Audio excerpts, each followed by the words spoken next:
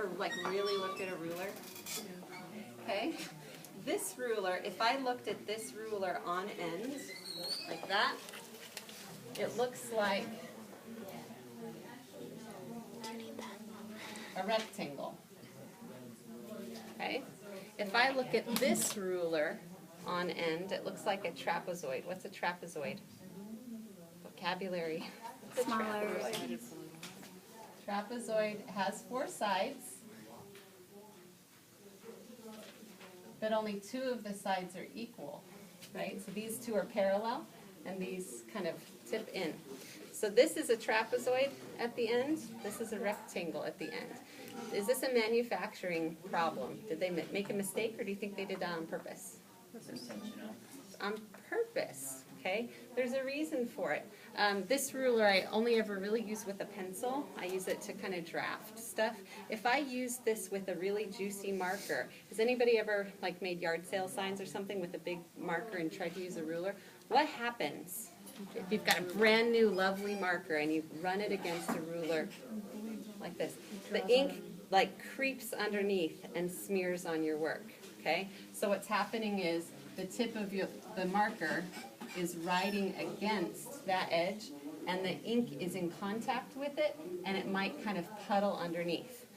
We were doing some painting the other day. We put some numbers on these forms, and this happened with our stencils. The ink kept going underneath, so all the numbers are smudged, right? I love this kind of ruler because the nib of the pen doesn't come in contact with the ruler down here.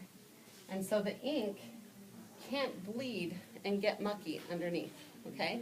So look at your own ruler. See if you have this kind or this kind, okay? If you don't have this kind, you can make your own kind of version of it. Those of you who read my introductory email, I told you to bring a few dimes and some tape, okay? If you taped on a dime underneath your ruler, guess what it does? It lifts the ruler up off the paper so that if ink does spill underneath here, it's not going to touch your paper. Okay? So if you have a really short ruler, like 2 dimes would help. It makes it kind of a bridge. It stands up. A longer ruler, you put a few more. So it's just a little trick that you can try. These Bezier curves, mine anyway, if I look at the edges, they look like this. Straight, straight, and then the little edges kind of do that. What do you think that's all about? There's this little like thinner ridge all the way around. You can flip it, right? They don't want to just bevel it on one side because I want to be able to choose this curve versus this curve. So this does the same thing. The ink nib just rides along this, and you've got that little gap that protects it from smudging, okay? So on mine anyway, every single edge inside and outside has that. I want you to keep that in mind when you're inking. What does your marker tip look like when you look directly at it? If you looked at the marker tip like this, dead on, what's the shape? It's a circle, okay?